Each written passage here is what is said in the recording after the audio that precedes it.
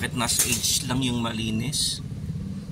Nasa edge lang yung malinis. Yun lang ang kapit ng ating preno. Adjust natin yan. Okay, yan po.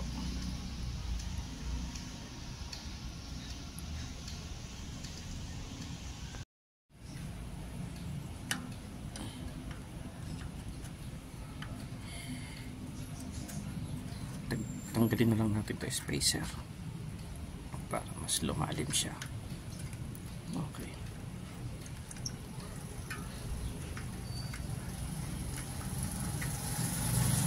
Tanggalin din natin kung mas ilalim.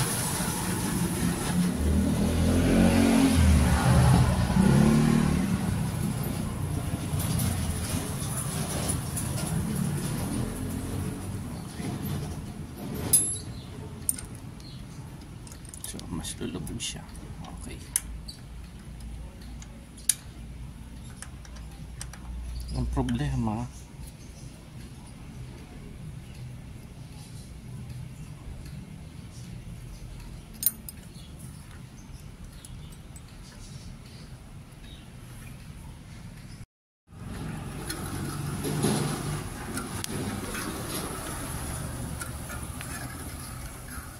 medyo maganit pa siya. Okay, so tanggal natin ang spacer. Okay. Okay, so itong nasa huli, pero siya spacer, pero yung kanyang malinis hanggang dito lang. So pwede natin tanggalin. Okay, tanggalin din natin, adjust natin. Or pwedeng isa lang yung alisin natin. Okay. Okay, so bali yung kaninang konti nabawasan siya. Eh nadagdagan siya ng layer dito. Ngayon wala pa kayong napapansin. So i-try po natin na ano to, mas mataas to dito. So itatry na balik pa rin po natin to. Okay, so try po natin. Okay, so ganito siya dati. Gagawin po natin ay babalik pa rin po natin.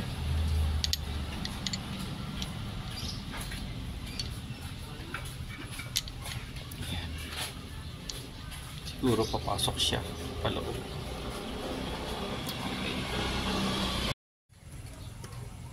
Okay, kinabit natin. Ayaw naman siyang umikot. Binaliktad na po natin to. So ayaw naman siyang umikot ha. Ngayon, tinanggal natin yung spacer kanina. So, ibabalik ulit natin.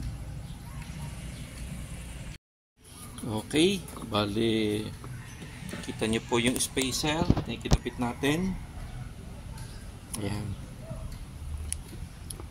Pareho po yan ha. Pati sa ilalim yung kinabitan natin. Spacer, tignan natin kung gugulong na. Ayun, gumulong na siya. Okay. So, tingnan na lang po natin kung hanggang saan yung kanyang bite. Okay, so ito po yung findings. Nakikita nyo po yan.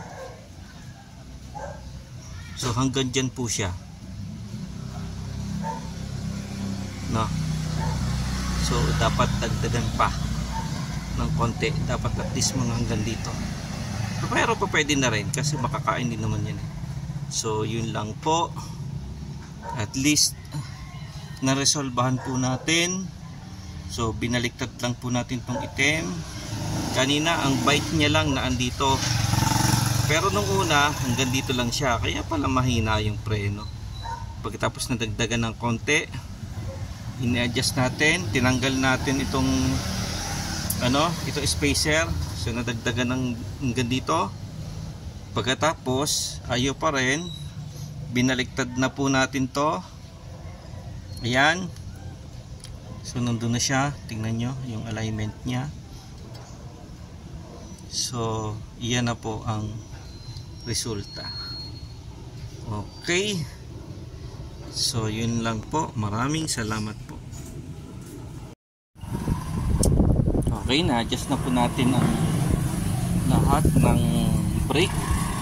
Pero bakit hindi pa po siya freewheeling? So binaliktad po natin yung sa kabila, yung ganito, no? In-adjust natin to. Baka kapit. Okay, silipin natin kung kapit nga. Okay, nakikita nyo ba yung disc brake? Kumikibo siya. So ibig sabihin lapat siya. Kita nyo? Kita nyo po ba yan? Tingnan nyo to ha. Hindi kita yung loob eh. Ayun, kita loob. Oops, lumalapat. So nagkaka-pressure. Tingnan nyo to ha. Ito kita eh. So nagkakaroon ng pwersa pakanan ang disc brake.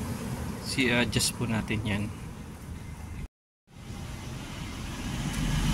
Yan. So bali, nakadikit siya dito. Papupuntahin po natin siya dito. Pupunta dito. Tingnan nyo ha. Yun. Oops, ganyan lang po. So hindi na po siya kapit.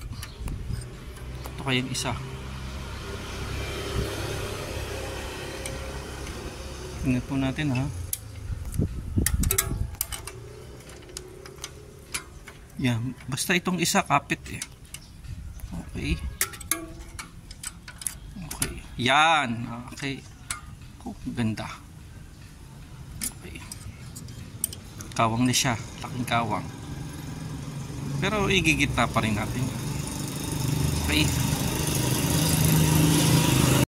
Okay, so para pantay ang kapit nitong dalawa, hindi siya nakatagilid, hindi siya naman siya nakaganyan, hindi siya nakaganyan, hindi siya nakaganyan. So ang gawin natin, syempre i-preno natin. Yan. Yan. Okay. Tapos higpitan natin. Pag nakapreno, higpitan mo na. At pantayan. Okay. Tira. May kawang na siya. Okay. Ayun, freewheeling na siya. Di ba? Oops. Gusto pa.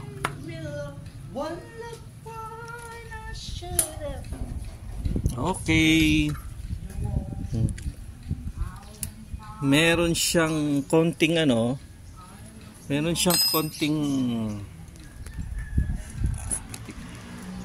siyang konting siwang. Kita nyo? Siwang.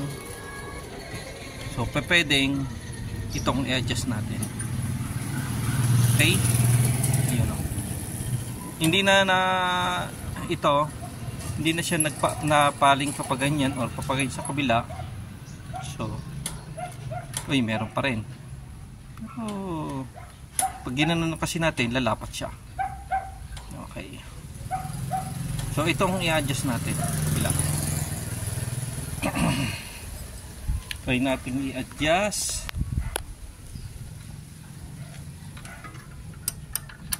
Yan. Uy. Yan. Wag naman gaanong mahigpit. Tingnan natin kung freewheeling pa rin siya. Okay. Tingnan natin. Yan, freewheeling pa rin. Pero may na konti. Pero minimal na lang yan. Okay. Okay na. So sana nakatulong. Maraming salamat po.